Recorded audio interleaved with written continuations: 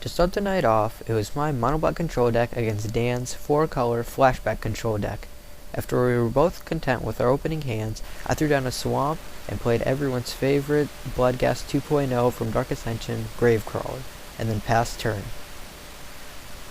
Dan, in response, played an Evolving Wilds and passed himself. During turn 2, I played a swamp and swung with Gravecrawler to bring my opponent down to 18, but before my turn ended, he cracked the Evolving Wilds to bring out an island.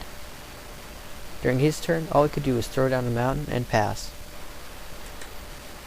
On the third turn, I missed my land drop, but I still was able to hit the Gravecrawler, bringing my opponent down to 16. During his uneventful turn, all he was able to do was throw down a plains and pass.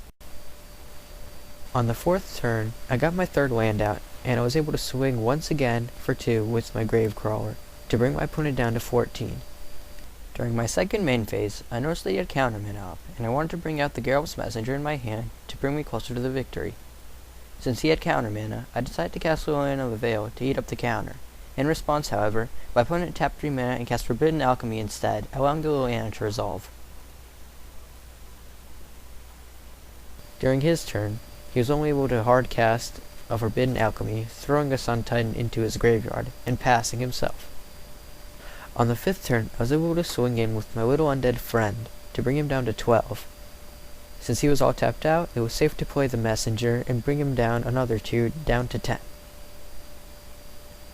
On Dan's 5th turn, he played a land and cast Unburial Rites on Sun Titan to bring out Evolving Wilds once again and crack it to give him even more land.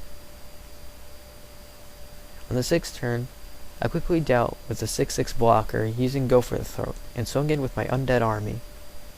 My opponent had to find something that would quickly deal with my army in order to keep him in the game, and he found it by casting Wurmcoil Engine, the giant 6/6 that would be able to lifelink him up to more health and allow him to stay in the game. What he didn't know, however, was that I had a Sever the Bloodline in my hand, which is an amazing counter to an on-the-board Wurmcoil. The only problem? I didn't have a 4th swamp to cast it. Luckily, I was able to top deck a swamp, throw it down, and exile the Wurmcoil. This was enough to make my opponent concede and give me the first win. I was up 1-0 in round 1 of FNM.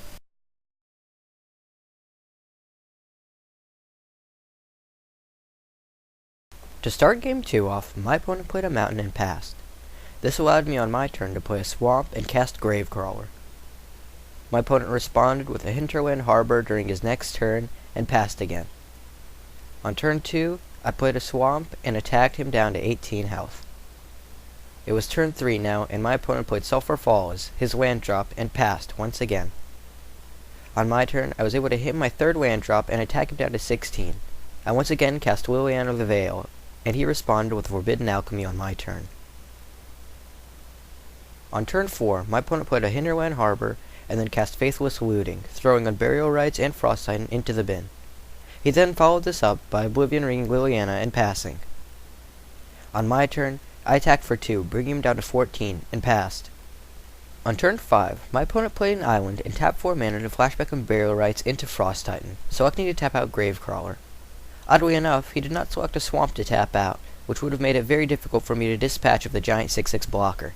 Instead, he decided to tap out my 2/1, which he could have easily blocked with the 6/6. At the end of his turn, however, I casted Altar's Reap on my Gravecrawler. For my turn, I played a swamp, allowing me to pay the extra 2 mana to target and kill the Frost Titan with a Go for the Throat. On turn 6, Dan played a mountain and flashback Faithless Looting to throw Wurmcoil and once again discard Unburial Rites into the bin. He then played Sphere of Suns and passed. He was at 14 health. I played my 5th swamp and cast Geralt's Messenger to ping my opponent for 2 more health, bringing him down to 12. With Messenger on the field, I was able to regain board presence by casting Gravecrawler from my graveyard and passing. My opponent, on turn 7, responded by playing a Plains and casting Whip Flare to wipe my field. This triggered my Messenger's ability and brought my opponent down to 10. Dan followed up the Whip Flare with a Slagstorm to finally rid himself of the Undying Pest. He ended the turn with Flashback, Faithless Looting, and passed. On turn 7, I was unable to throw down a land, but that didn't matter when I was able to bring back my undead duo via Ghoulcaller's Chant. The Messenger was back, and swammed in for another 2 life, bringing my opponent to 8. On turn 8, Dan responded by flashing back on burial rights, bringing out the colorless Titan, Wormcoil engine. He then cast Ratchet Bomb, and put a counter on it, passing. Luckily for me, I was able to make my land drop, and once again kill the Wormcoil with Sever the Bloodline, a card that I mainboarded specifically for the Wormcoil. My team then beat him down to only 3 health. On turn 9, my opponent once again followed up by casting Whip Flare and taking him down to 1 health. He then casted on burial rights from his hand to once again get Frost Titan onto the field to keep Messenger on lockdown. On my turn, I resurrected my Persistent Widow 2-1 and sent the Frost Titan back to the Ice Age using Doomblade. On turn 10, running out of options, my opponent brought Frost Titan onto the field for the 3rd time in the game via burial rights, and once again locked my Messenger down. On my turn, I top-decked a Geralf's Messenger to deal the finishing blow to my opponent and win the round with a 2-0 victory. I was now 1-0 and needed to defeat 4 more opponents after this if I wanted 3 packs, 3 more opponents for 2 packs, or win 2 more opponents for 1 booster pack prize.